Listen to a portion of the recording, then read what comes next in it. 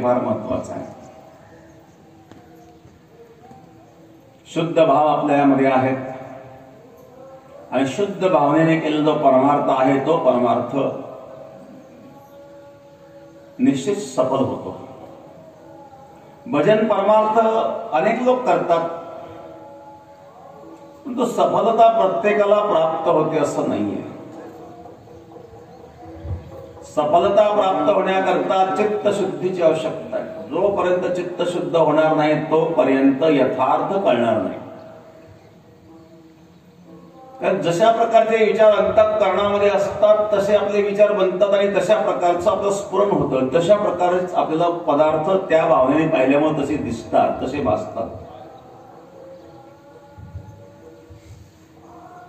अंतःकरणाची वृत्ती नेत्रेंद्रियाद्वारे त्या पदार्थापर्यंत जाते तेव्हा त्या पदार्थांचं ज्ञान आपल्याला होत असतं.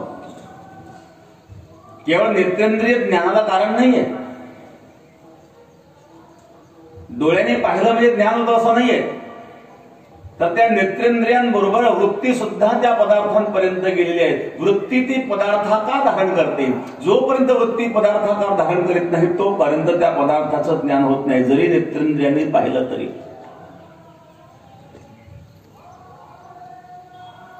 त्याकरता उदाहरण सांगितलं जातं श्रीमद भागवतामध्ये.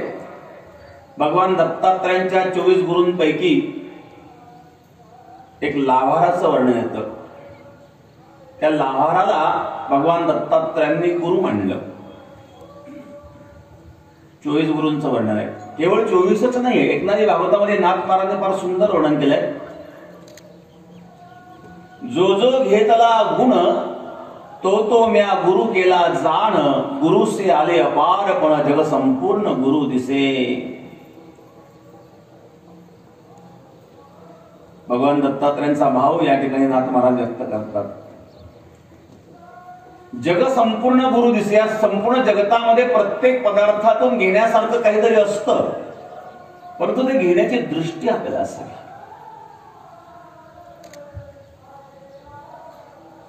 बाजारामध्ये सर्वच प्रकारच्या वस्तू विक्रीला आलेल्या असतात, परंतु जे आवश्यक आहे तेच आपण घेतो. सर्व बाजार आपण खरेदी करीत नाही. या सृष्टीमध्ये सर्वच प्रकारचे लोक राहतात, सर्वच प्रकारचे जीव राहतात, परंतु त्यातून आपल्याला काय आवश्यक आहे, काय योग्य आहे, तो सद्विवेक बुद्धीचा निर्णय हा प्रत्येक जीवाचा स्वतंत्र असतो.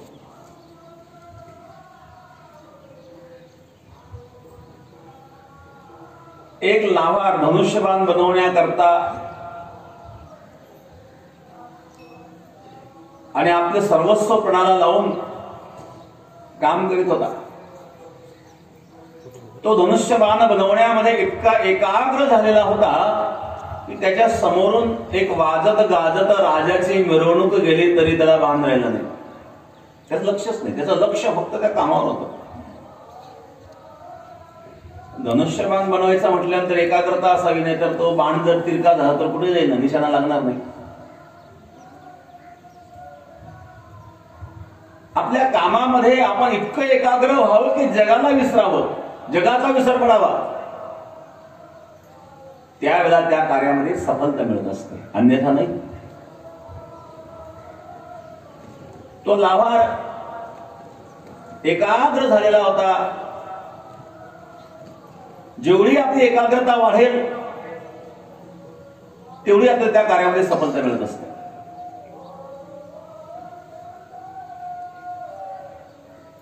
कुणीतरी एक मनुष्य आला आणि त्यांनी त्या लावाराला विचारलं, काही क्षणापूर्वी इथून वाजत गाजत मिरवणूक गेली, आपण पाहिली का? तो म्हणला नाही. मिरवणूक वाजत गाजत गेली, अनेक लोक होते. त्याने सांगितलं मला आवाजही आला नाही. मग कान तर उघडेच होते ना, डोळे उघडेच होते, परंतु त्याची अंतःकरणाची असणारी जी वृत्ती आहे ती वृत्ती त्या धनुष्य बाणामध्ये एकाग्र झालेली असल्यामुळं वाजत गाजत मिरवणूक गेली तरी आवाजही आला नाही आणि प्रत्यक्ष दिसलं सुद्धा नाही. डोळे कान इंद्रिय असून सुद्धा इंद्रियांनी काम त्या ठिकाणी केलं नाही. मग स्फूर्ती करता केवळ इंद्रिय महत्वाचे नसून त्याकरता वृत्ती महत्वाची आहे. आणि अशा प्रकारे असणार जे स्फुरण आहे, जी स्फूर्ती आहे, हा स्फूर्ती हा धर्मबुद्धीचा आहे. बुद्धीमध्ये कशा प्रकारचं स्फुरण आपल्याला होतं, आपल्याबद्दल वृत्ती कशी आहे, जशी वृत्ती असेल तशा प्रकारचं स्फुरण बुद्धीद्वारे आपल्याला होतं.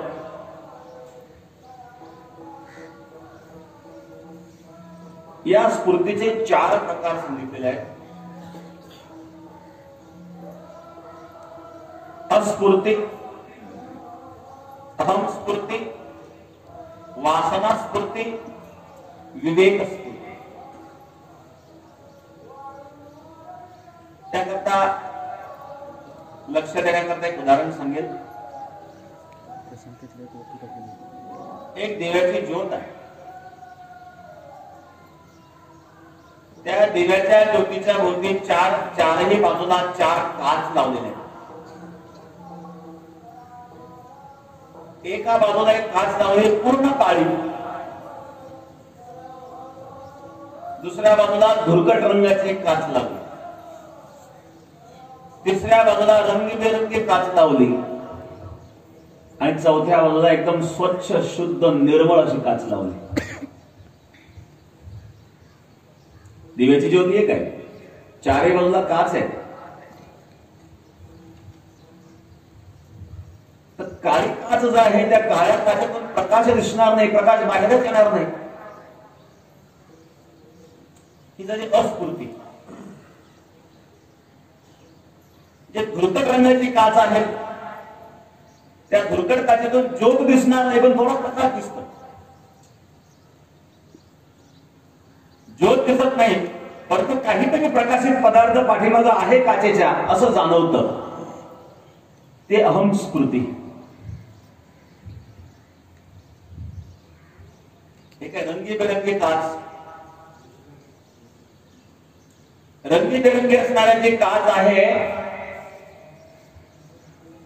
त्या काचेतून निघणारा जो प्रकाश आहे तो रंगीबेरंगी वेगवेगळ्या प्रकारचे रंग आहेत. हे वासना स्फूर्ती.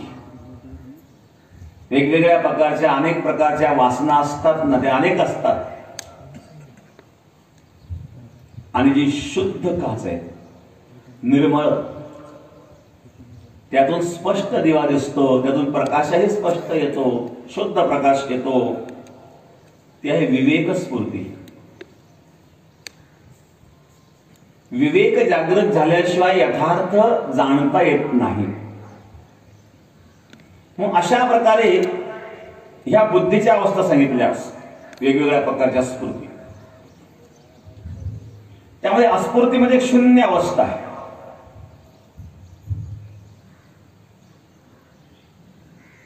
जसा सुषुप्तीमध्ये अनुभव येतो, सुषुप्ती म्हणजे शून्य अवस्था आहे. झोपल्यानंतर गाढ निद्रा, गाढ निद्रेमध्ये त्याला कशाचंही भान नसतं, स्वप्नही नाही, जागृतही नाही.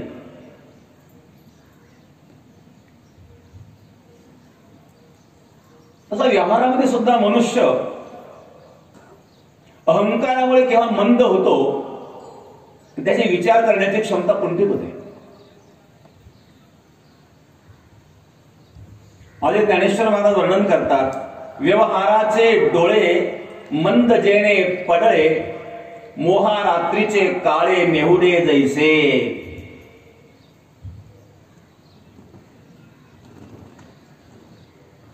व्यवहार त्याला दिसत नाही. मोह रात्रीचे काळे, जसे अमावस्येची रात्र आहे, काळी रात्र, त्यामध्ये जसं पदार्थ दिसत नाही त्या अंधारामुळं, तैसे अंतर असोस होय स्फूर्तीहीन उद्ध्वस, विचाराची भाषा हारपे दे. त्याप्रमाणे विचाराची भाषा हरपून जाते, त्याला विचार करण्याची क्षमता त्याच्यामध्ये राहत नाही. मोहामुळं, अहंकारामुळं, तमोगुणाच्या प्रभावामुळं, मोहामुळं, अहंकारामुळं अंधकारमय त्याची वृत्ती होते. आणि अशी वृत्ती ज्या व्यक्तीची झाली त्या व्यक्तीला तो त्या पदार्थामध्ये, त्या वस्तूमध्ये, त्या व्यक्तीमध्ये किंवा त्या व्यवहारामध्ये इतका अंधकारात गेलेला असतो की त्याला सत्य काय, असत्य काय, योग्य काय, अयोग्य काय कळत नाही. आणि कोणी समजावून सांगत असेल तरी समजून घेण्याची त्याची मानसिकता नसते, इच्छाच नसते समजून घेण्याची. जोपर्यंत सांगणाऱ्या व्यक्तीबद्दल आणि ऐकून घेण्याची आपली मानसिकता नसेल तोपर्यंत कोणी कितीही उपदेश करीत असेल तर त्याच्यावर काय परिणाम होणार आहे?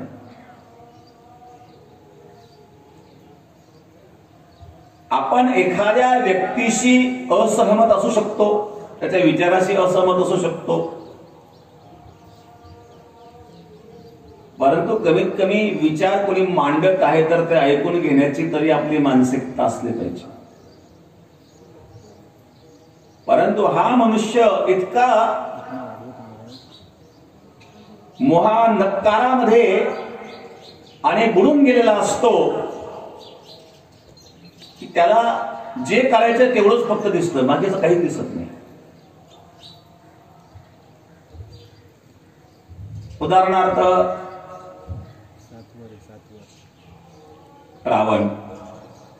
रावणाने सीतामाईला पळून नेलं. अनेकांनी रावणाला समजावून सांगितलं नव्हतं. मंदोदरीने सुद्धा रावणाला समजावून सांगितलं हे योग्य नाहीये.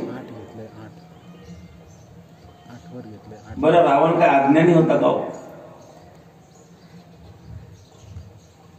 रावणासारखा विद्वान कोणी नव्हतं त्या काळामध्ये. चारी वेद ज्याचे कंठस्थ होते रावणाचे,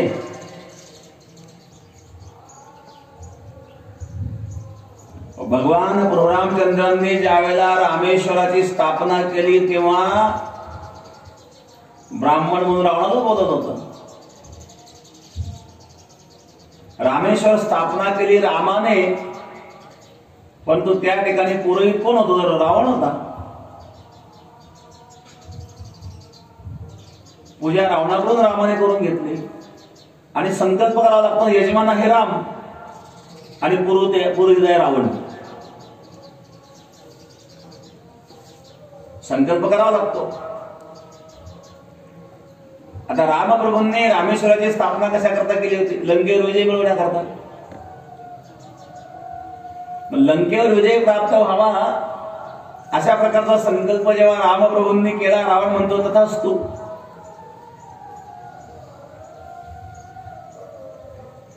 रावणाच्या सोबत असणाऱ्यांनी विचारलं तुम्ही काय बोलताय, तुम्हाला भान आहे का? रामाने संकल्प काय केलाय? लंकेवर विजय. लंकेवर विजय म्हणजे कोणावर विजय? तुम्ही तथास्तु कसं काय म्हणता? रावणाने सांगितलं तो लंकाधीश रावण वेगळा आहे. आज इथं जो आहे हा पुरोहित रावण आहे आणि पुरोहिताचं कर्तव्य आहे की यजमानाने जो संकल्प केलाय तो संकल्प पूर्ण करणं आणि यजमानाला आशीर्वाद देणं, हे पुरोहिताचं कर्तव्य आहेत ना. इथं पुरोहिताच्या भूमिकेमध्ये आपण आहोत.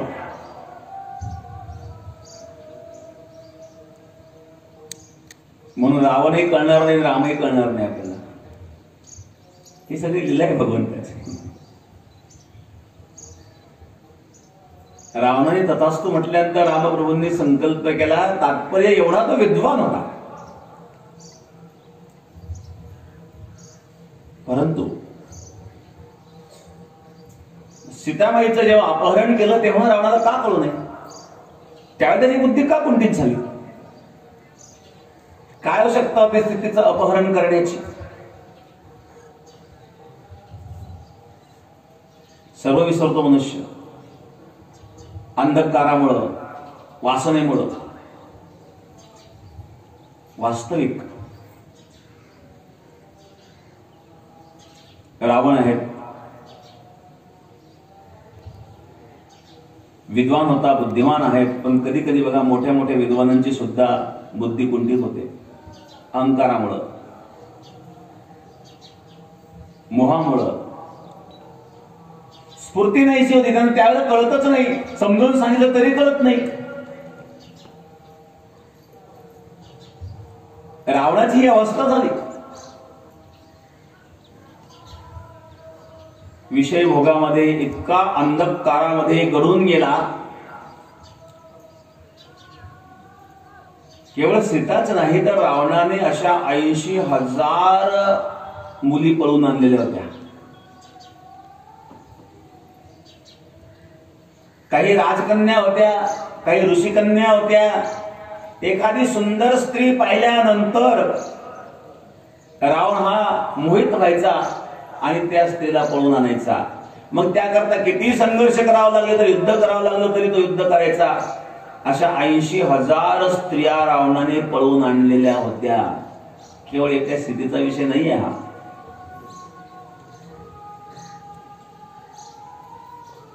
काही ऋषी मुनींनी तर शापही दिले. बघा बुद्धी किती अंधकारमय होते, विवेक विचार नष्ट होऊन जातात.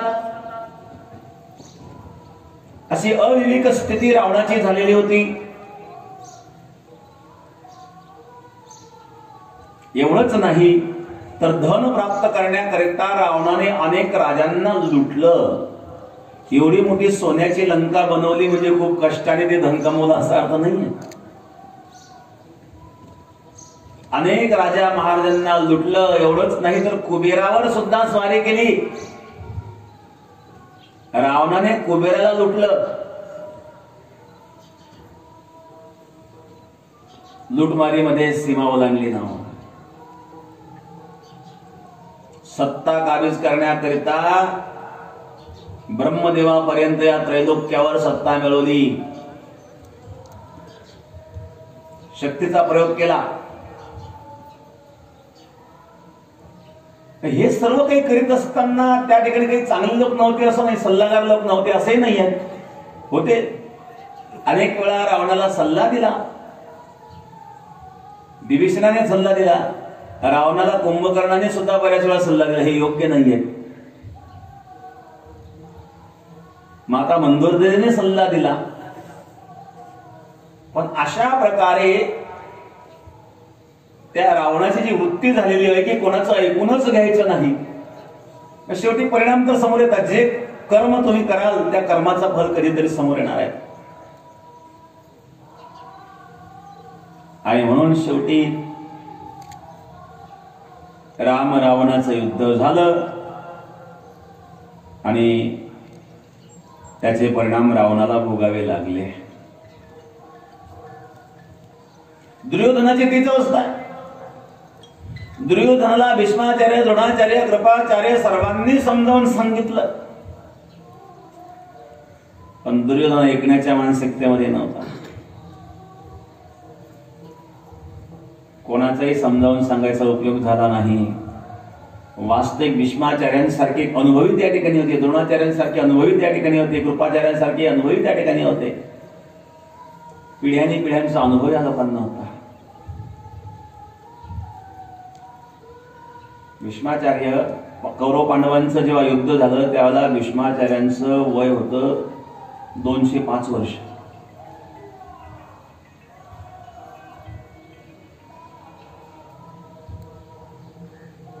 आता तेवढं मनुष्य जगत नाही. ती द्वापारयुगातली कथा आहे. कलियुगामध्ये 100 वर्षाचं आयुष्य आहे. 100 सुद्धा मनुष्य जगत नाही. काय तो संयम नियमाने वागत नाही. आहार विहार आजच्या काळात तर मनुष्य जगणारच नाही, कारण सगळा आहार दूषित झालेला आहे. प्रत्येक पदार्थामध्ये भेसळ, तेलात भेसळ. भेसळीशिवाय तेल तुम्हाला मिळू शकणार नाही.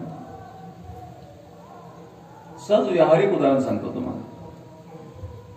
मार्केटमध्ये सोयाबीन तेल काय भाव आहे? नाही का माहिती?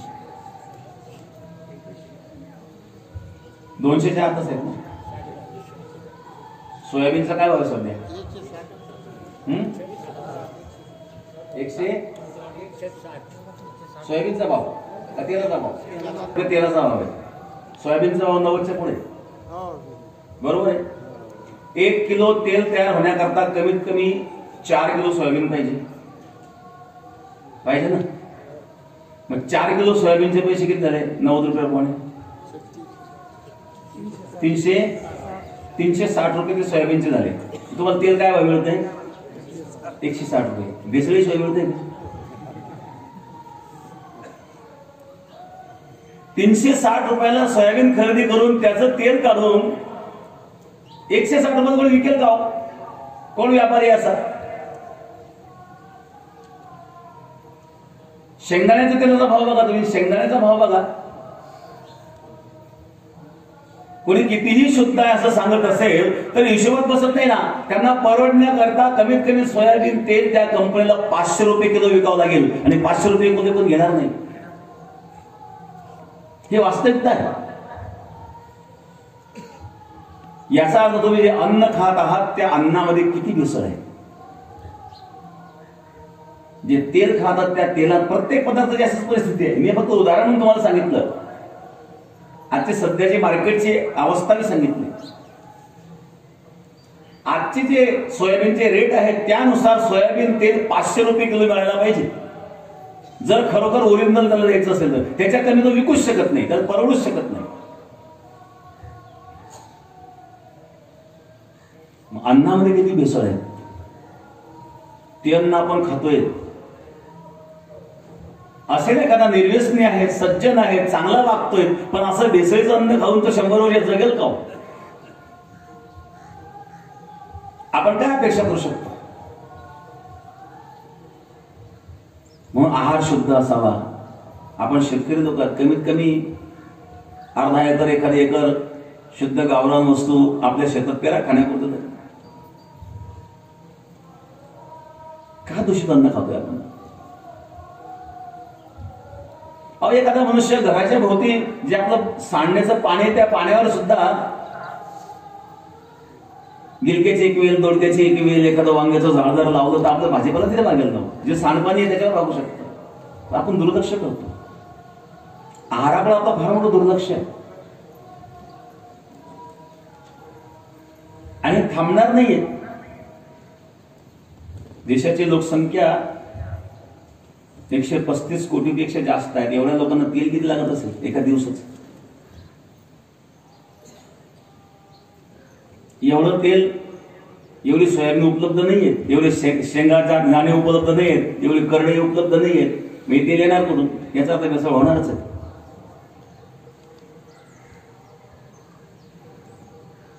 पावसापासून रक्षण करण्याकरता इतरांकरता मंडप टाकण्यापेक्षा आपण स्वतःच्या अंगावर छत्री धरा.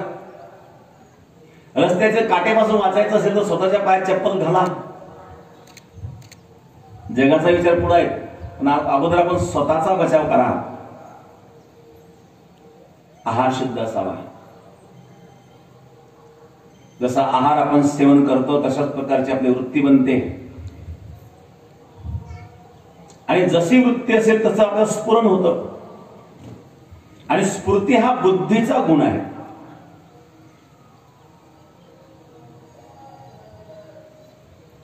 विचार जर शुद्ध व्हावे असेल तर आहार शुद्ध करावाच लागेल.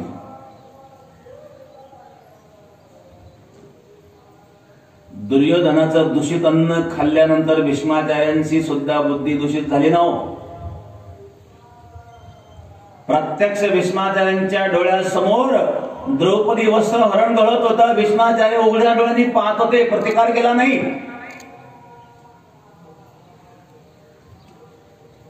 एवढे मोठे परिपक्व विचार असणारे भीष्माचार्य आणि भर सभेमध्ये कुलवधूला, एका महाराणीला नग्न करण्याचा प्रयत्न केला जातो आहे. यापेक्षा लज्जास्पद काय असू शकतं?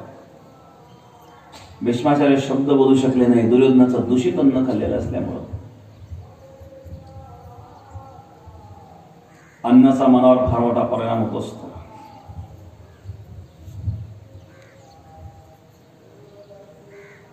म्हणून शुद्ध अन्न सेवन करावं. दुर्योधनाला अनेकांनी समजावून सांगितलं, परंतु दुर्योधनाची बुद्धी कुंठित झालेली होती. कोणाचंही त्यांनी ऐकलं नाही. शेवटी सर्व नाशाला कारण ठरला. सर्व कौरव कुलाचा नाश झाला.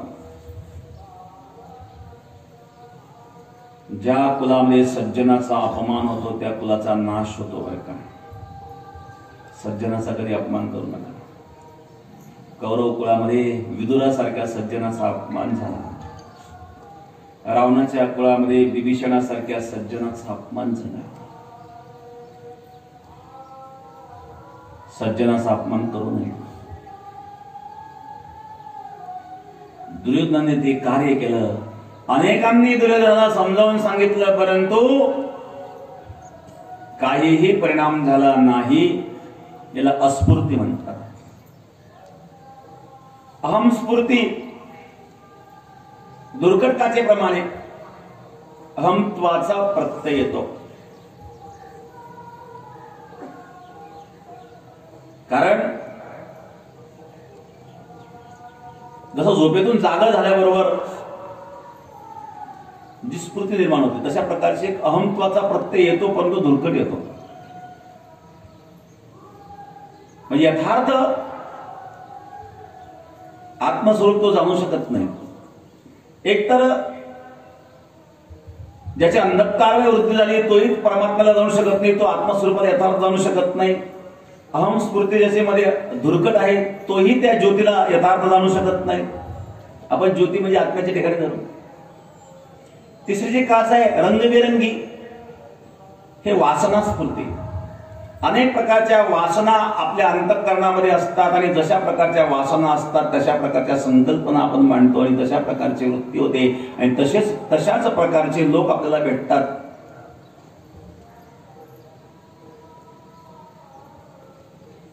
संकल्प वासना संस्कार मागवते रचावया चराचर.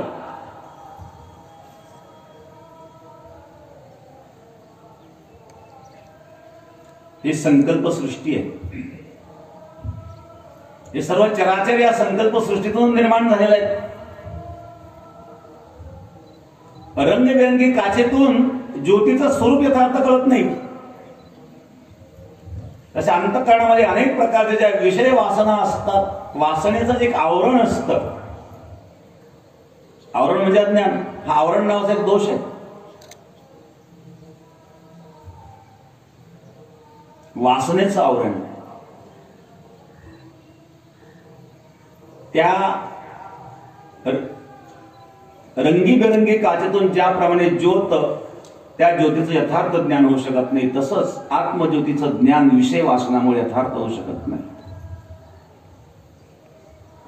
आणि त्यामुळे सत्य कळणं अवघड आहे. सत्य म्हणजे काय? सत्याची व्याख्या आद्यगुरु शंकराचार्य करतात. ब्रह्म सत्यम जगत मिथ्या. ब्रह्म हे सत्य आहे वेदांत शास्त्राच्या दृष्टिकोनातून.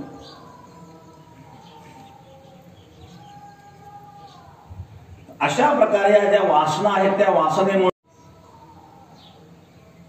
या तीन स्फूर्ती ज्या आपण पाहिल्या त्या बुद्धीच्या ठिकाणी निर्माण होतात. परंतु विवेक स्फूर्ती ज्या आहेत या विवेक स्फूर्तीला सत्संग गुरुकृपाने शास्त्र श्रवणाची आवश्यकता आहे. विवेक जागृत होण्याकरता सत्संगाची आवश्यकता आहे. विवेक जागृत होण्याकरता सद्गुरूंच्या कृपेची आवश्यकता आहे. विवेक जागृत होण्याकरता शास्त्र श्रवणाची आवश्यकता आहे. पूर्व सुकृताचा पूर्ण अभ्यासाचा दास सद्गुरूचा तोची जाणा. त्याला पूर्व सुकृती असावं. काही परिपूर्ण अभ्यासाद्वारे सद्गुरूंच्या कृपेने शास्त्र श्रवणाने विवेक निर्माण होतो. म्हणजे ज्ञानेश्वर महाराज वर्णन करतात, चंद्र तेथ चंद्रिका शंभू तेथ अंबिका संत तेथ विवेका असणे कीजे. तिथं चंद्र आहे तिथं चांदणं आहे, शिव आहे तिथं शक्ती आहे, तर संत आहे तिथे विवेक आहे. कुठलीही परिस्थिती निर्माण झाली तरी संत आपला विवेक कधी सोडित नाही. अहंकारामुळे कधी कधी मनुष्याचा विवेक नष्ट होतो. क्रोधाने कधी कधी विवेक नष्ट होतो. परंतु संत म्हणजे विवेक. संत तेत विवेक असणे की विवेक आणि संत भिन्न नाही आहेत. कोणत्याही क्षणी त्यांचा विवेक कधीही नष्ट झालेला नाही. म्हणून विवेक स्फूर्ती. या विवेक स्फूर्ती करता सद्गुरूची कृपा. हा विवेक सर्वांना आहे का? विवेक प्रत्येकाला निर्माण होऊ शकतो असंही नाहीये. काही सत्संगात जातात तरी त्यांच्यावर काही परिणाम होत नाही.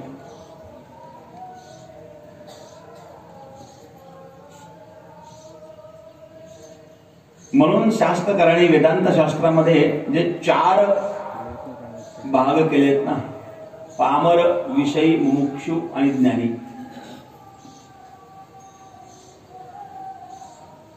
जो पामर आहे पामर हा परलोक मानित नाही, पामर हा ईश्वर मानित नाही. चार मध्ये पामरामध्येच येतात. चक्षुर्वय सत्यम, डोळ्यात दिसत ते सत्य. खावं प्यावं मजा करावी. यावत जीवम सुखम जीवे दृढम कृत्वा घृतम पिबेत भस्त्रीभूतस्य देहस्य पुनराजीवनं कुतः. चार मध्ये आहेत ना. जोपर्यंत जीवन जगायचं सुखाने जगा, आनंदाने जगा. हरणम कृत्वा घृतम पिबेत, तूप खा, दष्टपुष्ट व्हा, कर्ज काढा, पैसे नसले तर. ऋणम कृत्वा, नाही भेटलं तर नाही, तर नाही भेटलं, मेला गेला मनुष्य. कोणी पाहिलं स्वर्ग, कोणी पाहिलं नरक. कोणी स्वर्गातून जाऊन आला का, मी स्वर्गात जाऊन आलो म्हणून, कोणी पाहिलं नाही.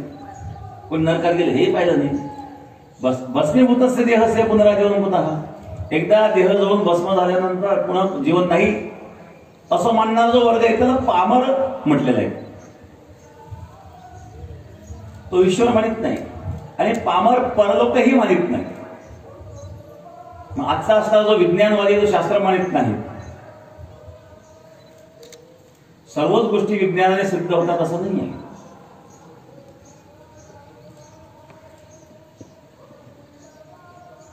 विज्ञानाच्या बाबतीत जर विचार केला तर आपल्या शास्त्रामध्ये काही कमी विज्ञान आहे. श्रीमद भागवतामध्ये अणुरेणूचा विचार आलेला आहे. तृतीय स्कंदामध्ये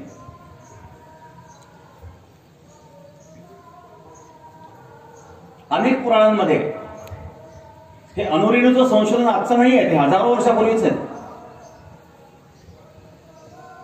जालांतरे गते भानौ यत् सूक्ष्मं दृश्यते रजः प्रथमं तत् प्रमाणानां त्रसरेणु प्रचक्षते. विष्णू धर्मोत्तर पुराणातला श्लोक आहे. जालांतर गते भानौ यत् सूक्ष्मं दृश्यते रजः, म्हणजे खिडकीच्या झरोक्यातून किंवा पूर्वी धाब्याच्या घर असायचं, धार असायचं, त्या धाऱ्यातून सूर्याचा जो किरण येतो, जालांतर गते भानव, भानव म्हणजे सूर्य, सूर्याचा तो प्रकाश त्या जाळीतून बाहेर आतमध्ये आला, त्याच्यामध्ये जो कण उडताना दिसतो, यात सूक्ष्म दृश्यते रजः, त्या सूर्यकिरणामध्ये उडणारा जो कण दिसतो, प्रथमं तत् प्रमाणानां त्रसरेणुं प्रचक्षते, त्याला त्रसरेणू म्हटलेलं आहे.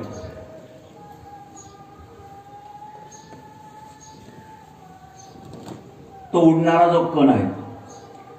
त्रसरेणू कशाला म्हणतात? श्रीमद भागवतामध्ये तृतीय स्कंदामध्ये उल्लेख आहे. अनुर्ध्वो परमाणुस्यात् त्रसरेणुस्त्रयस्मृतः जालार्क रश्म्यवगतः खेमेवानुत्तमांगता. दोन परमाणूंचा एक अणू होतो आणि 3 अणू मिळून एक त्रसरेणू होतो. हे 5000 वर्षापूर्वी लिहिलेला ग्रंथ आहे. अणुरेणूचं संशोधन वैज्ञानिकांनी लावलं, आपण असं म्हणतोय, प्रत्यक्ष प्रमाण आहे.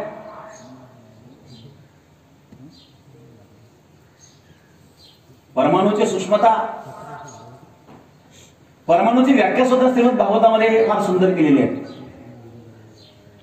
चरमः सद्विदेशानाम अनेकों संयुक्त. पृथ्वी आदी कार्याचा जो सूक्ष्म अंश आहे, अतिसूक्ष्म अंश, पृथ्वी आदी कार्यामध्ये असणारे जे पदार्थ असतील त्या पदार्थाचा जो अतिसूक्ष्म अंश आहे की ज्याचे आणखी विभाग होऊ शकत नाही आणि जो कार्य रूपाला प्राप्त झालेला नाही, असा सूक्ष्म कण, ज्याचा इतर परमाणू बरोबर संयोगही झालेला नाही, असा सूक्ष्म कण म्हणजे परमाणू. ही श्रीमद भागवतामध्ये परमाणूची केलेली व्याख्या आहे. तृतीय स्कंदाच्या 11व्या अध्यायातला पहिला श्लोक आहे. पृथ्वी आदी कार्याचे पदार्थाचे असणारा सूक्ष्म कण, त्या सूक्ष्म कणाचा ज्याचा पुढे विभाजन होऊ शकत नाही असा अतिसूक्ष्म कण त्याला परमाणु म्हणतात, ही व्याख्या 5000 वर्षापूर्वीची आहे.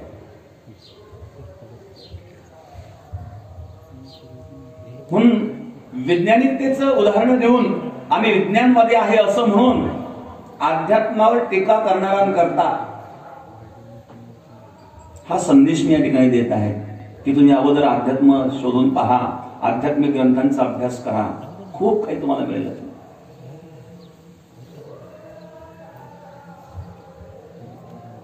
दोन परमाणु मिळून एक अणु झाला,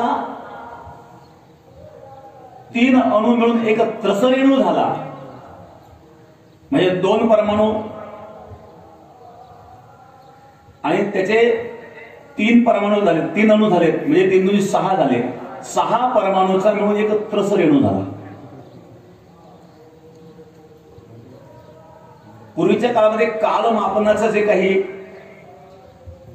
एक परमाणु काल आहेत, त्रसरेणू काल आहेत, अतिशय सूक्ष्म प्रमाण आहेत.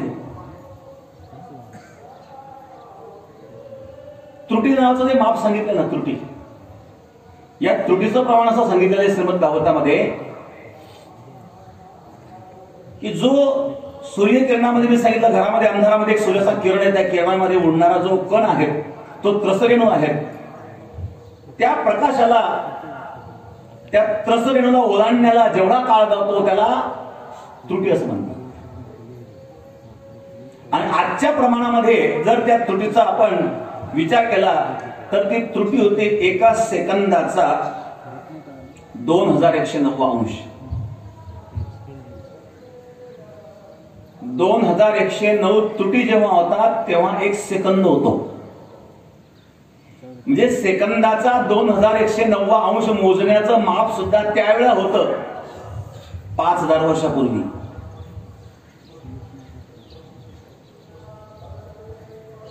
म्हणजे चांगल्या चांगल्या विद्वानांची बुद्धी या ठिकाणी कुंठित होईल.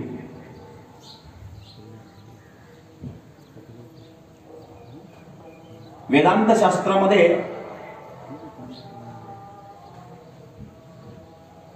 परमाणूचे 5 प्रकार सांगितलेले आहेत.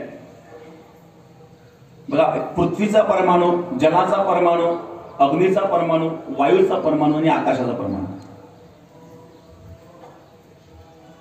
न्यायशास्त्र आणि वैशेषिक 4च परमाणु मानतात, पृथ्वी, जल, अग्नी, वायू. आकाशाचा परमाणु न्यायशास्त्र मानित नाही, कारण न्यायशास्त्रामध्ये आकाश नित्य मानलेले आहे. वैशेषिकांनी सुद्धा आकाश नित्य मानलेलं आहे. उपनिषदामध्ये 5 प्रकारचे परमाणु, या 5 प्रकारच्या श्रेणीमध्ये सर्व परमाणु असतात.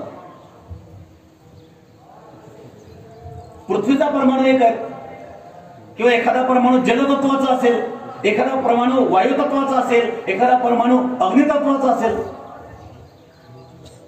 या श्रेणीच्या व्यतिरिक्त कुठलाही परमाणु असू शकत नाही. जसं आपण पाणी आहे, H2O, hydrogen plus oxygen is equal to water. हायड्रोजनचे 2 अणू, ऑक्सिजनचा 1 अणू, या मिळून झाला एक रेणू, पाण्याचा रेणू. हायड्रोजन, ऑक्सिजन हे वायू आहे, म्हणजे वायूचे परमाणु आहेत. मग काही परमाणु एक वायूचे परमाणु आहेत, अग्नीचे परमाणु आहेत, जलाचे परमाणु आहेत आणि पृथ्वी तत्वाचे परमाणु आहेत. या 4 प्रकारच्या परमाणूंच्या व्यतिरिक्त या विश्वामध्ये, या सृष्टीमध्ये आणखी कुठलाही परमाणु नाहीये.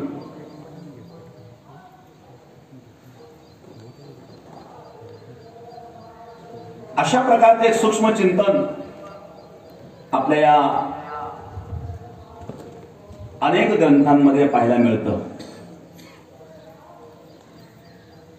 आणि म्हणून विज्ञानवादी कोणी असेल, शास्त्र न मानणारा असेल,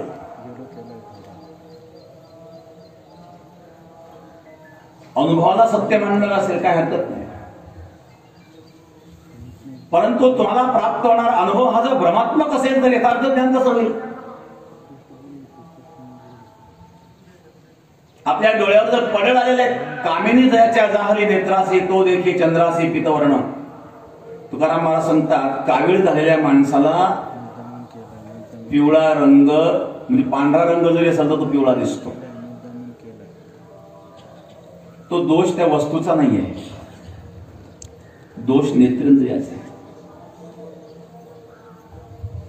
अशा प्रकारे आपल्या वृत्तीमध्ये जर दोष असेल तर पदार्थामध्ये दोष दिसतो. मग यथार्थ ज्ञान केव्हा होईल? जेव्हा विवेक स्फूर्ती होईल. आणि विवेक स्फूर्ती पामराला होऊ शकत नाही, कारण पामर ते मानितच नाही, पामर शास्त्रच मानित नाही.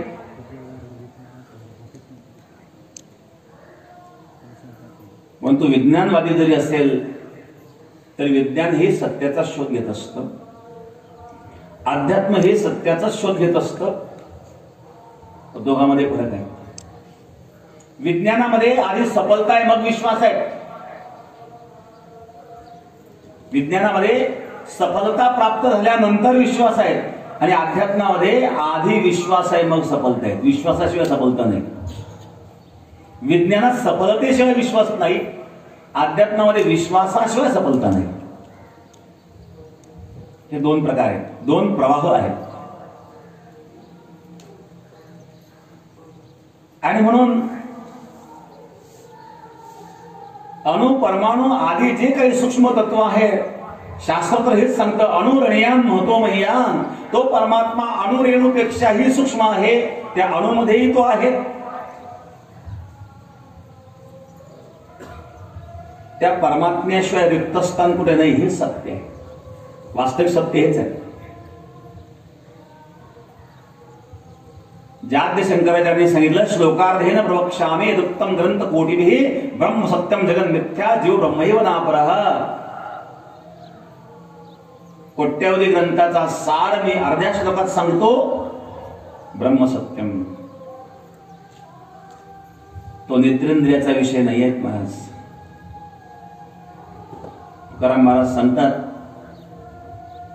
मन वाचा अतीत तुझे हे स्वरूप म्हणून या मापे भक्ती केली, भक्तीच्या मापे मोजितो अनंता इतराने तत्वता न मोजावे. मनाच्या आणि वाचेचा जो पलीकडे आहे तो नेत्रेंद्रियांचा विषय तो डोळ्यात दिसेल कसा. एक राजा होता, सभा भरली. राजाने आपल्या मंत्रिमंडळाला एक प्रश्न विचारला. राजाने सांगितलं, मी देव वगैरे काय मानित नाही.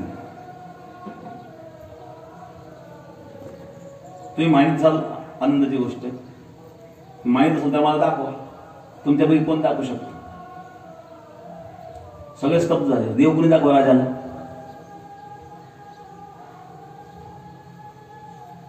एकमेकांना बोट दाखवायला लागले. एका मंत्र्याने सांगितलं, तू सांग, तू पाहिला देव, सांगू शकतोस का? सिद्ध करू शकतोस का?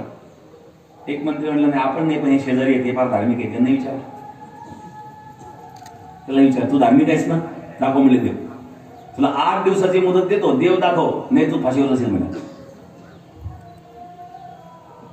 तो घरी गेला, अस्वस्थ झाला ना. आता काय करावं? राजाने सांगितलं, 8 दिवसात देव दाखव. फासावर जावं लागेल. इतका अस्वस्थ झाला. त्याचा एक नोकर त्याने पाहिलं, आज आपले मंत्री साहेब फार अस्वस्थ दिसतात. त्या नोकराने विचारलं, काय झालं साहेब, एवढं दुःख वाटण्यासारखं? तुला काय सांगू मी, तुला सांगून काय उपयोग आहे? नाही सांगून पाहा नाही मला. अरे तुझं काम कर म्हणले, बघा तुम्ही मला आयुष्यभर सांभाळलंय, माझं सर्व जीवन, माझा प्रपंच तुमच्यावर आहे. तुम्ही मला पगार देतात, मी जरी काम करीत असलो तरी. तुम्ही संकटात आहात हे मला योग्य वाटत नाही. मला वाटलं ठीक आहे, तुम्ही सांगून तर बघा, काही करता आलं तर.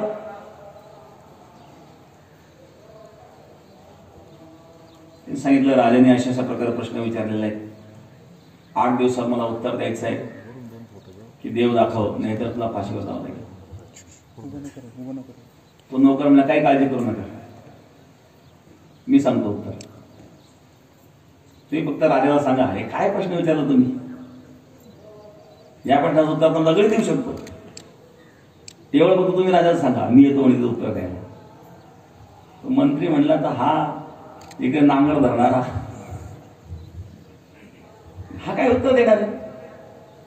तुम्ही काही काळजी करू नका, निश्चिंत राहा. माझे काही कर्तव्य आहेत, माझं आयुष्यभर तुमच्या सेवेमध्ये गेलेले आहेत आणि तुम्ही मला सांभाळलेलं आहे. दिवस उगवला, तो 8वा दिवस आला. सर्व सभा भरलेली आहेत, सर्व मंत्री बसले, हाही मंत्री बसलेले आहेत. राजाने विचारलं उत्तर पाहिजे, नाही तर फासावर जावं लागेल. मंत्र्याने सांगितलं हे उत्तर तर माझा गळी देऊ शकतो म्हणजे, बोलवलं त्याला. राजाने सांगितलं हे बघ, माझ्या प्रश्नाचं उत्तर जर तू दिलं नाही तर तुझ्या साहेबाबरोबर तू सुद्धा जाशील मिळेल. म्हणलं ठीक आहे, द्या म्हणले उत्तर. त्यांनी सांगितलं एक ग्लासामध्ये दूध आणा. राजाने दूध मागवलं, 1 चमचा आणा म्हणले. दूध आणलं आणि 1 चमचा दिला. तर ते चमच्याने दूध हलवीत बसला. 15 मिनिट झाले, 20 मिनिट झाले, अर्धा तास झाला, ते चमच्याने दूध हलवीत होतं. राजाने विचारलं अरे अर्ध्या तासापासून तू दूध मागितलं तर दूध प्यायचं ना, तू चमच्याने हलवतो अर्ध्या तासापासून, हे कशा करता करतोय मी? पण ह्याच्यात तूप शोधतोय म्हणजे. राजा म्हणले मूर्खा, तुला तूप पाहिजे तर मग तूप मागवायचं ना, मी तूप दिलं असताना. नाही, याच्यात शोधायचं म्हणून. दुधात तूप नाही का?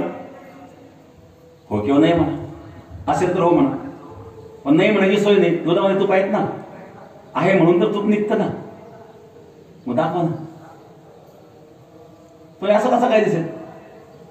मग त्याच्याकरता त्या दुधाचं दही बनवावं लागेल, मंथन करावं लागेल, मग लोणी निघेल. हे लोणी कढवल्यानंतर तूप होईल ना, ही प्रक्रिया आहे. मग त्याचे हीच प्रक्रिया आहेत ना. भक्तीची मापे मोजितो अनंता, इतराने तत्वता न मोजावे. त्याकरता भगवंताची भक्ती करावी लागेल. भक्तिशिवाय तो प्रगट कसा का होईल? भक्तिशिवाय तो व्यक्त कसा होईल? भगवान सांगतात अहम भक्ता पराजना, मी भक्ताच्या अधीन आहेत. राजाला समाधान मानावं लागलं. ईश्वर जरी सर्वत्र असेल तरी सामान्य रूपाने आहे, विशेष रूपाने त्याला प्रगट करवावं लागतं. त्याकरता प्रक्रिया असतात. लाकडामध्ये अग्नी आहे, पण तो सामान्य अग्नी लाकडाला जाळीत नाही, तो प्रज्वलित करावा लागेल. घर्षणाद्वारे प्रज्वलित होतो. जसं घर्षणाद्वारे अग्नी प्रज्वलित होतो, तो विशेष रूपाने प्रगट झाल्याच्या नंतर तो कार्यरत होतो. तोपर्यंत कार्यरत होत नाही. सामान्य रूपाने जोपर्यंत तोपर्यंत कार्यरत होत नाही. त्याप्रमाणे त्या ईश्वराची भक्ती जेव्हा केली जाते त्यावेळेला ते परब्रह्म असणारं तत्व आपल्या भक्ताकरता प्रगट होतं. वास्तविक परमात्मा तर निरीच्छ आहे, पण भक्ताच्या इच्छेकरता तो प्रगट होतो. परंतु त्याकरता ज्या प्रक्रियेतून गेलं पाहिजे, ज्ञानी ज्ञान मार्गातून ते तत्व जाणण्याचा प्रयत्न करतो. भक्त मार्गातून भक्ती मार्गातून जाणण्याचा प्रयत्न करतो. योगी योग मार्गातून जाणण्याचा प्रयत्न करतो. मार्ग अनेक असू शकतात, पण जाणायचं आहे ते तत्व.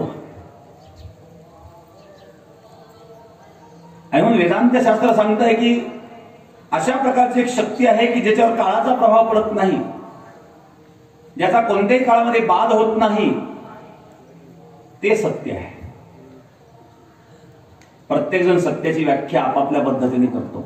पामर सत्याची व्याख्या पामराच्या पद्धतीने करतो. विषयी सत्याची व्याख्या विषय त्याच्या व्यक्तीच्या आणि विचाराप्रमाणे करतो.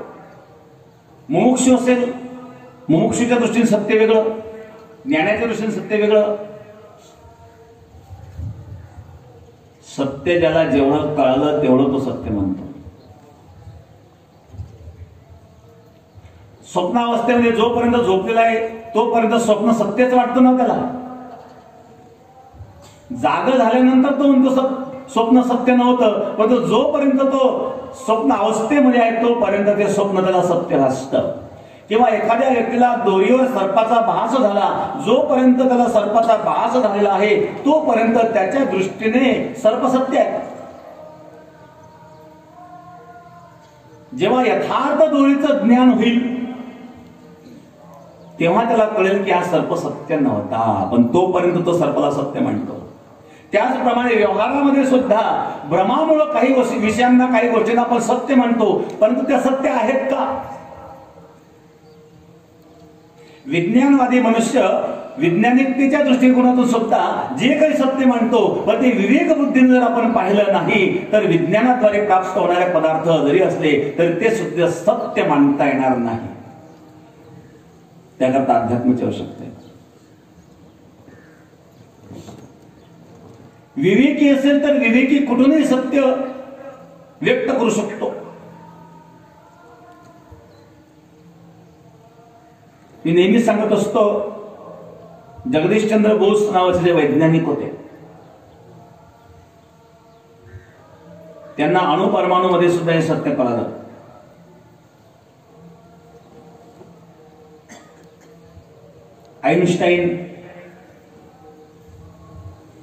आईन्स्टाईन जे होते ना, एकदा जहाजाने प्रवास करीत होते.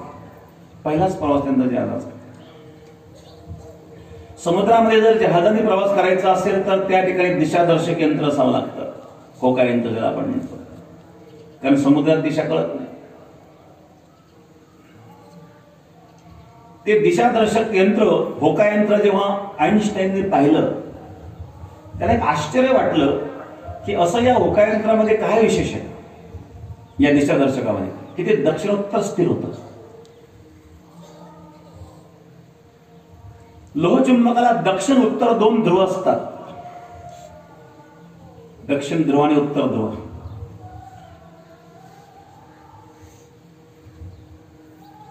चुंबक जर आपण दोरा लावून बांधलं तर ते दक्षिणोत्तर स्थिर होतं. पृथ्वीला सुद्धा दोन ध्रुव आहे, दक्षिण ध्रुव आणि उत्तर ध्रुव. आपल्या शरीराचे सुद्धा दोन ध्रुव आहेत. पायाचा भाग दक्षिण ध्रुव आहे आणि मस्तकाचा भाग उत्तर ध्रुव आहे. काही ठिकाणी अशा प्रकारचा उल्लेख पाहायला मिळतो की आपण रात्री झोपताना, दक्षिणोत्तर झोपताना दक्षिणेकडे पाय करून झोपू नये.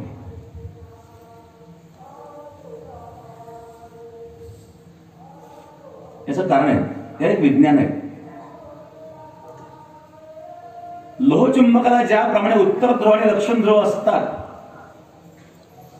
दक्षिण ध्रुव आणि दक्षिण ध्रुव जर आपण जवळ केले तर ते एकमेकाला आकर्षित करीत नाही. उत्तर ध्रुव उत्तर ध्रुवाला आकर्षित करीत नाही. पायाचा भाग हा दक्षिण ध्रुवाचा भाग आहे आणि तो दक्षिण ध्रुवाचा भाग जेव्हा दक्षिण बाजूला जातो त्यावेळेला दक्षिणेकडे दक्षिण ध्रुव गेल्यामुळं या शरीराला पृथ्वीपासून मिळणारी जी ऊर्जा ज्या पद्धतीने मिळावी त्या पद्धतीने मिळत नाही. मस्तकाचा भाग उत्तर भागात आहे, उत्तर ध्रुवाला, म्हणून तो उत्तर भागात जाऊ नये. हे चुंबकीय शक्तीचा हा परिणाम आहे. कारण पृथ्वी तत्व या शरीरामध्ये अधिक आहे. मनुष्याचं शरीर पृथ्वी प्रधान शरीर आहे. आपण या शरीराला पार्थिव शरीर म्हणतो ना. पार्थिव शरीराचा अर्थ काय, पृथ्वी प्रधान शरीर आहे आणि पृथ्वीमध्ये उत्तर दक्षिण ध्रुव आहे. लोहचुंबकामध्ये सुद्धा उत्तर दक्षिण ध्रुव आहे आणि म्हणून ते चुंबक दक्षिणोत्तर स्थिर होत असतं. दिशादर्शक म्हणून होकायंत्र वापरले जातात. त्या होकायंत्रामध्ये लोहचुंबक असतं. आईन्स्टाईननी जेव्हा प्रथमच होकायंत्र पाहिलं त्यांना आश्चर्य वाटलं की दक्षिणोत्तर स्थिर का होतं. असं यात काय आहे. प्रवास संपल्यानंतर त्यांनी एक होकायंत्र विकत घेतला आणि सतत त्या होकायंत्रावर पाहायचे. अशी सवय लावली त्यांनी होकायंत्रावर पाहण्याची. 2 तास, 4 तास, 8 तास, 10 तास, 15 तास त्या होकायंत्रावर पाहायचे. आणि एखाद्या विषयाबद्दल जेव्हा आपली एकाग्रता परिपूर्ण रीतीने सिद्ध होते त्यावेळेला त्या वस्तूमध्ये असणारे वेगवेगळ्या प्रकारचे भेद, सूक्ष्म भेद आपल्याला कळायला लागतात.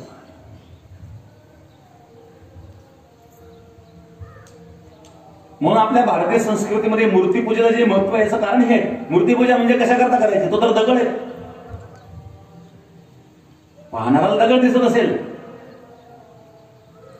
पण सतत सतत, जसं आईन्स्टाईन सतत 15 तास होकायंत्राकडे पाहत होते तसा एखादा भक्त मूर्तीकडे पाहतोय. प्रक्रियेतच आहेत ना.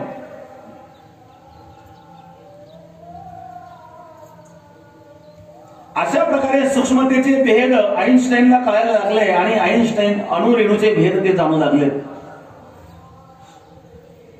अणुरेणूमध्ये असणारे जे काही प्रोटॉन, इलेक्ट्रॉन, न्यूट्रॉन याचे भेद त्यांना कळायला लागले.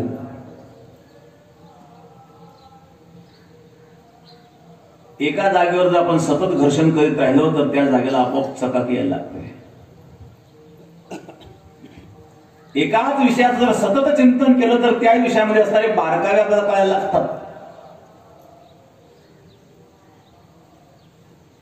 वाल्याचा वाल्मिक का झाला तर 12 वर्ष त्या वाल्याने रामनामाचा जप केला.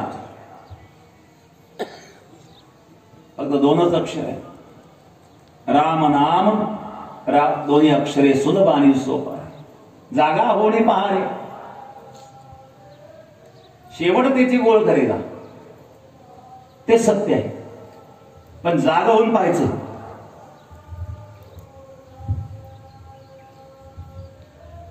वाल्या जागा झाला नारदांच्या उपदेशाने. 12 वर्ष रामनामाचा जप केला. एकच चिंतन, 2च अक्षराचं चिंतन त्यांनी सतत 12 वर्ष केलं. सातत्य किती महत्वाचं आहे. भगवान परमात्मा गीतेमध्ये सांगतात, सततम कीर्तयन्तो माम यतन्तश्च द्रवताः नमस्सन्तश्च मां भक्त्या नित्ययुक्ता उपासते. नित्य नैम नामी ते प्राणी दुर्लभ लक्ष्मी वल्लभ तया जवळे. नित्यता त्यामध्ये असते. आईन्स्टाईनने नित्य त्या होकायंत्राचं अवलोकन करायला सुरुवात केली आणि अवलोकन करता करता दृष्टीची सूक्ष्मता वाढायला लागली, विचाराची सूक्ष्मता वाढायला लागली आणि असं करता करता अणुरेणूचे भेद त्यांना कळायला लागले. आणि अणुबॉम्बच्या निर्मितीमध्ये आणि सर्वात महत्वाचा सिंहाचा वाटा आहे आईन्स्टाईनचा.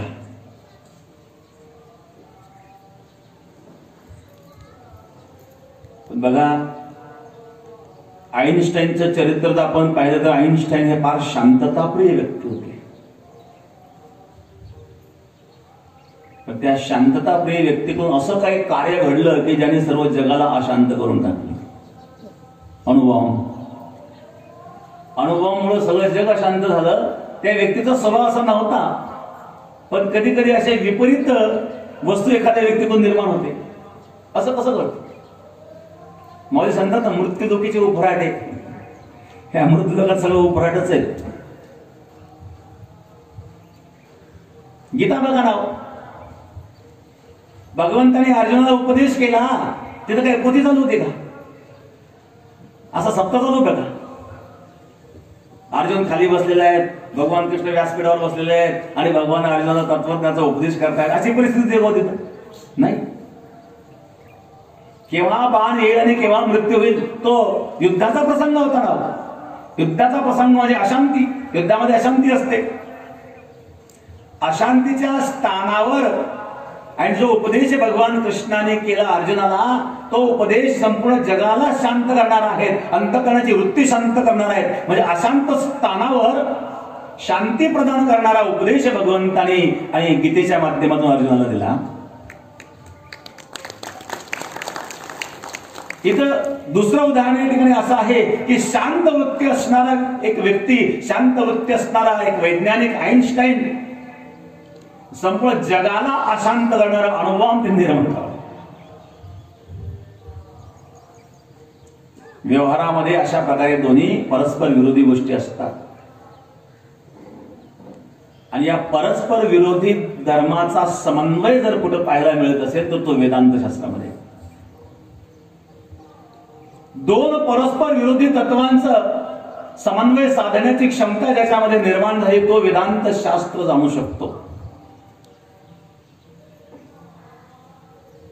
गीतेमध्ये सुद्धा असे काही परस्पर विरोधी शब्द आपल्याला पाहायला मिळतात.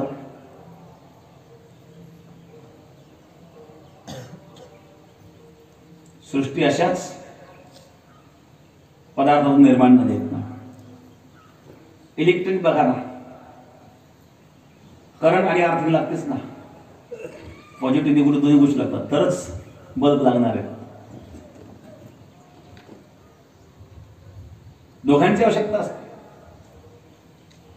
तरच व्यवहार घडतो.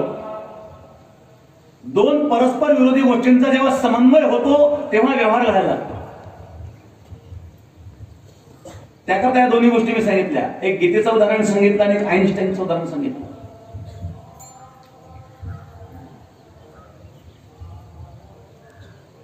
पाणी बघा,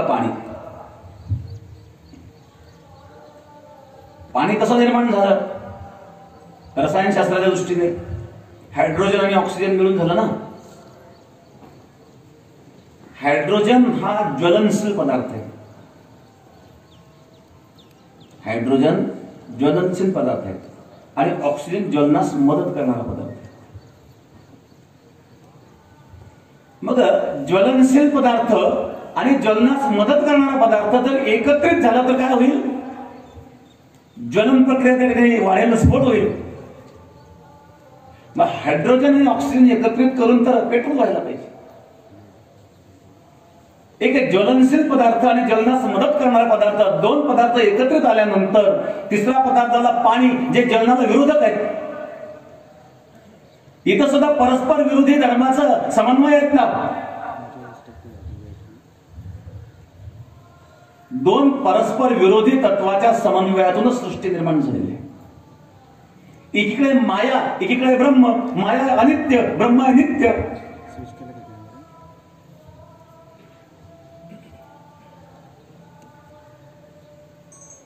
अनित्य असणारी माया आणि नित्य असणार ब्रह्म यांच्या संयोगातून ईश्वर प्रगट झाला आणि त्या ईश्वराने जगत निर्माण केलं.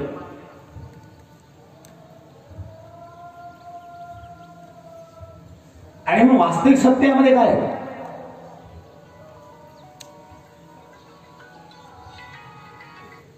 अणुपरमाणूमध्ये सुद्धा तीन शक्ती ज्या सांगितल्या,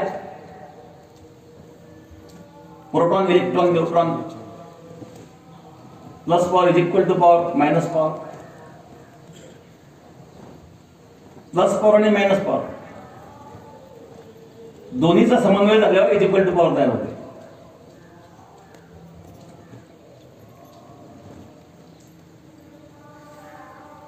हे संशोधन जगदीशचंद्र बोस यांनी केलं बरं का. जगदीशचंद्र बोस यांनी एक विचार मांडलाय जे अध्यात्माला पूरक आहेत. जगामध्ये कुठलाही पदार्थ निर्जीव नाही आहे, हे जगदीशचंद्र बोस यांचं मत आहे. त्यांनी त्यांच्या प्रयोगातून ते सिद्ध केलं. जगदीशचंद्र बोस यांनी जे मत मांडलं, त्यांनी सांगितलं की प्रत्येक अणूमध्ये जे इलेक्ट्रॉन असतात त्या इलेक्ट्रॉन मध्ये जे स्पंदन क्रिया असते, ते स्पंदन क्रिया निर्जीव पदार्थामध्ये असू शकत नाही.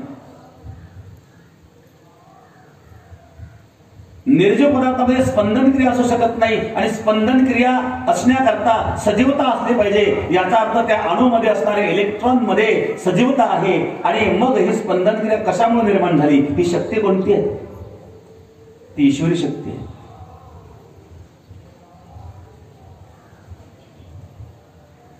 ईश्वरी शक्ती शिवाय अणू सुद्धा असू शकत नाही. आणि आमचं शास्त्र तर तेच सांगतं, अणुरणीयान महत्वमय्यान. तो परमात्मा अणुरेणूपेक्षाही सूक्ष्म आहे. अणुरणीया टोकडा तुका आकाशा एवढा तुकाराम महाराज तेच सांगतात. श्रुतीशास्त्र तेच सांगतात.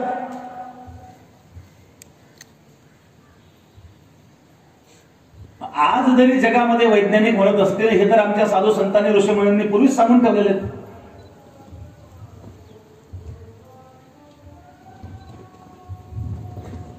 Proton plus power, electron is equal to power, neutron minus power. या तीन शक्ती उत्पत्ती, स्थिती आणि लय. प्लस पॉवर उत्पत्ती, ब्रह्मदेवाने सृष्टी निर्माण केली. Electron is equal to power, भगवान विष्णूने जग सांभाळण्याचं काम भगवान विष्णू करतात ना, बॅलन्स. आणि लय न्यूट्रॉन मायनस पॉवर, भगवान शिव. उत्पत्ती, स्थिती, लय, ब्रह्मा विष्णू महेश. त्यांच्या तीन शक्ती आहेत. तिन्ही शक्ती अणूमध्ये आहेत. आमचे संत तेच सांगते, विठ्ठल जडीस्थळी भरला रीता ठाव नाही भरला. त्या परमात्म्याच्या व्यतिरिक्त रिकाम्याची जागाच नाही.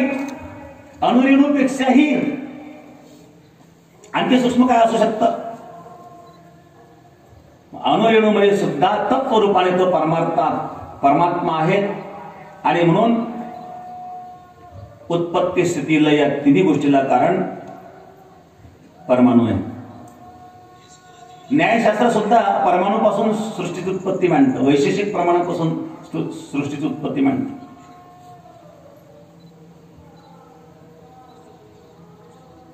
अशा प्रकारे असणारं जे परमतत्व आहे, जे सत्य आहे, आद्य शंकराचार्य सांगतात हे सत्य आहे. जगत सत्य नाही, विचारांचे सिद्ध होत नाही. वरवर जरी सत्य भासत असेल तरी विचारांचे सिद्ध होत नाही. एक मनुष्य शेतकरी होता,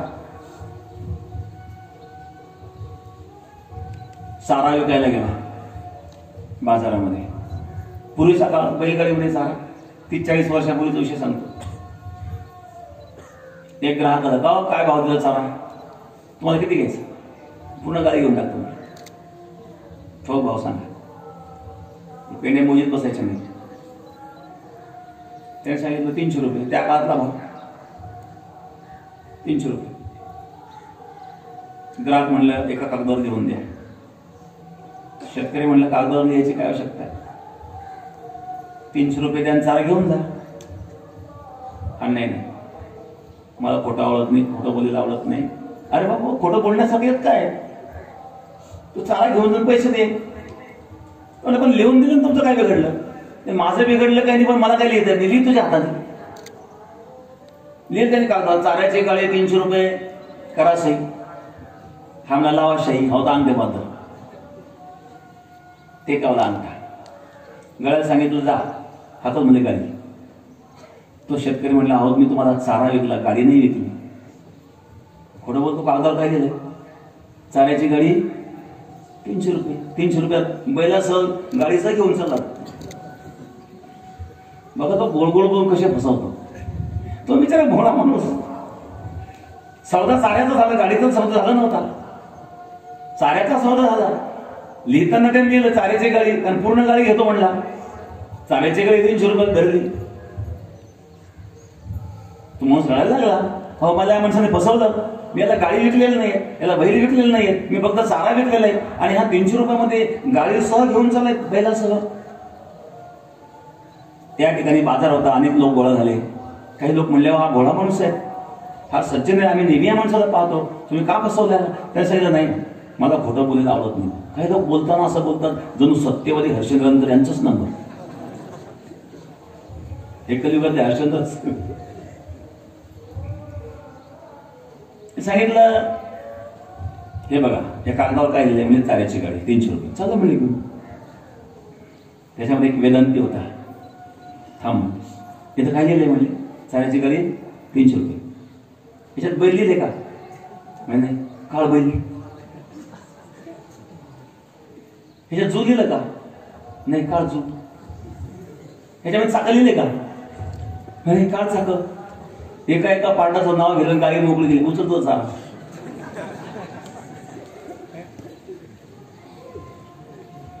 कागदावर जरी चाऱ्याची गाडी शब्द लिहिलेला असला तरी प्रत्यक्ष सिद्ध करताना त्याला चाऱ्याची गाडी सिद्ध करता आली नाही.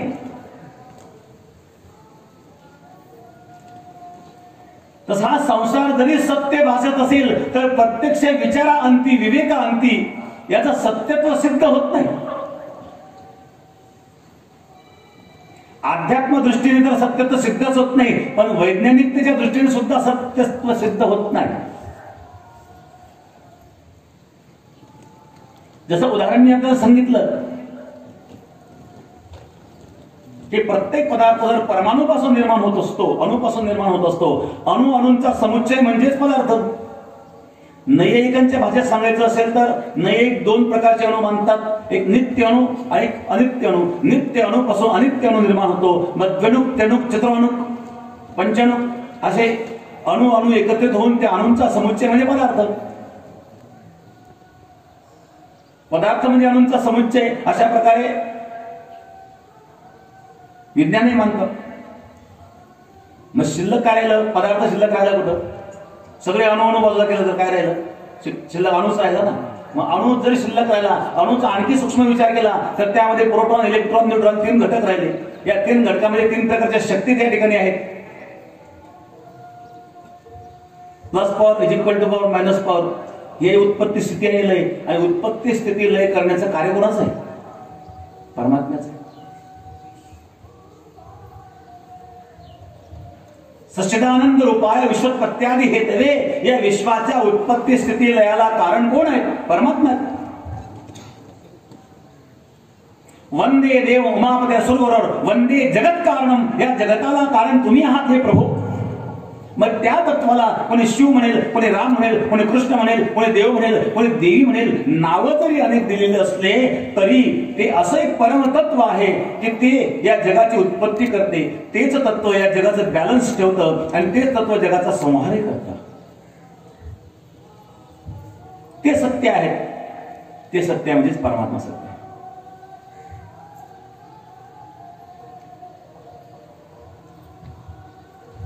आणि म्हणून या ठिकाणी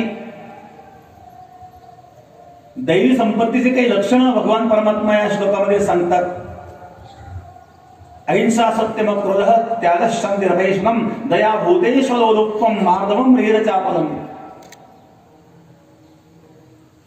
पहिला अहिंसा. अहिंसा शब्दावर काल आपण चिंतन मांडण्याचा प्रयत्न केला. दुसरे ते सत्य. सत्य म्हणजे काय? जे डोळ्याने आपल्याला सत्य दिसतं ते सत्य आहे असं नाहीये. आणि मग हे जाणण्याकरता विवेक असावा.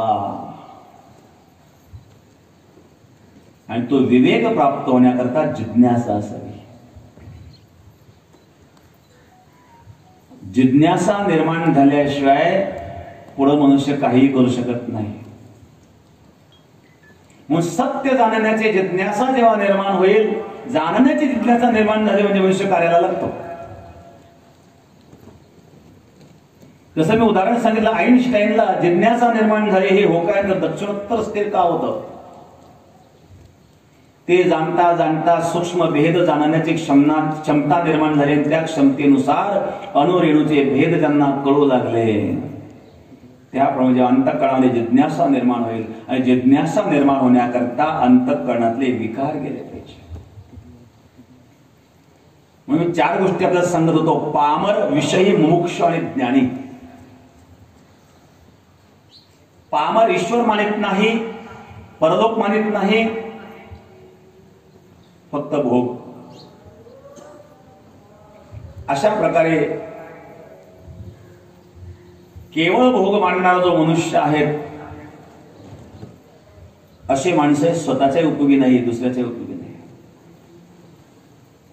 मग काही लोक जीवनामध्ये सत्कार्य कधी करीतच नाही, मरेपर्यंत नाही. मनामध्ये चांगल्या गोष्टी विचार स्वतः कधी येऊन देत नाही, ते शिवून देत नाही मनाला. एक छोटंसं उदाहरण सांगेल, आवरून घेतो, वेळ बराच झालेला आहे. एक मनुष्य असा होता की जीवनभर कधी सत्कार्य त्यांनी केलेच नाही.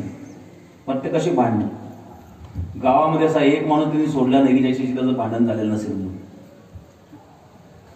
म्हातारा झाला. एक दिवस त्यांनी गावची बैठक घेतली. लोकांना सांगितलं मी फार त्रास दिला होता मला, काहीतरी मला शिक्षा झाली पाहिजे. गावकरी म्हणजे जाऊ दे, पश्चाताप झाला, हे बरं झालं, एवढं पुढे झालं म्हणून. पश्चाताप झाला ना तुला? नाही नाही, काहीतरी शिक्षा झाली पाहिजे. काय शिक्षा झाली? मी सांगितलं मी मेल्यानंतर मला स्मशानात घेऊन जाताना गळ्याला दोर बांधायचं, ओढीत न्यायचं म्हणजे. हे माझी शेवटी शिक्षा. मी कधी चांगलं काम केलेलं नाही होतं. काही लोक मला जाऊ द्या, घडल्या काही गोष्टी घडून गेल्या असतील, झाला तुला पश्चाताप, याचा मृत्यू झाला. काही लोक म्हणले हा म्हणलाच होतो ना, फारच त्रास दिला यांनी, त्रास म्हणले. तो मेल्यानंतर त्या गळ्याला दोर बांधला काही लोकांनी, ओढीत चालवलं स्मशानामध्ये. तेवढ्या समोरून आली पोलीसची गाडी, म्हणजे तुम्ही खून केलाय, चला. सगळं गाव पोलीस स्टेशनला जाता जाता हे काम करून गेलं.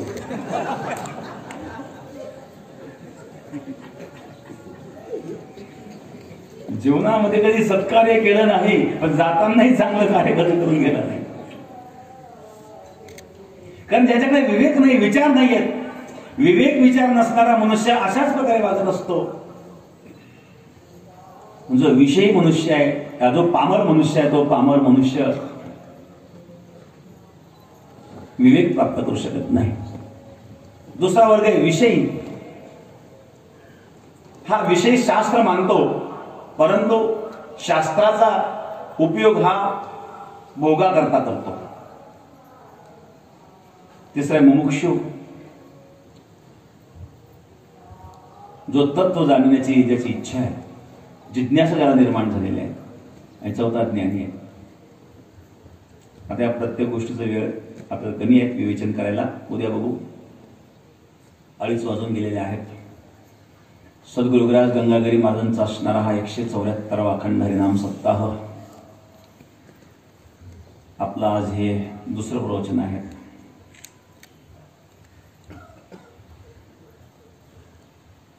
छोट्याशा स्वरूपामध्ये पण सुंदर अशा प्रकारे आपला सप्ताह चालू आहे, भजन चालू आहे. कमीत कमी लोकांमध्ये आपण या कोरोना महामारीच्या संकटामुळं हा कार्यक्रम पार पाडित आहोत. ज्यांना इथं येता येत नसेल त्यांनी आपल्या घरीच प्रवचन श्रवणाचा लाभ घ्यावा. सद्गुरु गंगागिरी महाराज यूट्यूब चॅनलच्या माध्यमातून सद्गुरु योगीराज गंगागिरी महाराजांपासून तर गुरु नारायणगिरी महाराजांच्या पर्यंत असणारे सर्व महात्मे, या सर्व महात्म्यांचा आशीर्वाद कृपा आपल्यावर आहे. त्यांच्या कृपेने हा सप्ताह संपन्न होत आहे.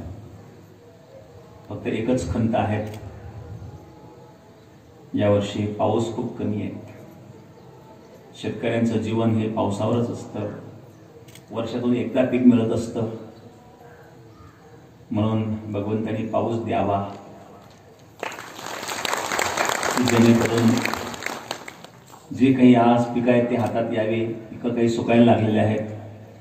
बऱ्याच भागामध्ये कमी पाऊस आहे. ही सद्गुरु गंगागिरी महाराजांच्या, गुरु नारायणगिरी महाराजांच्या चरणी प्रार्थना करून या ठिकाणी वाणीला विश्राम. पुंडरी विठ्ठल श्री ज्ञानदेव तुकाराम. सद्गुरु गंगागिरी महाराज की जय. सद्गुरु नारायणगिरी महाराज की जय. पंढरीनाथ भगवान की जय. या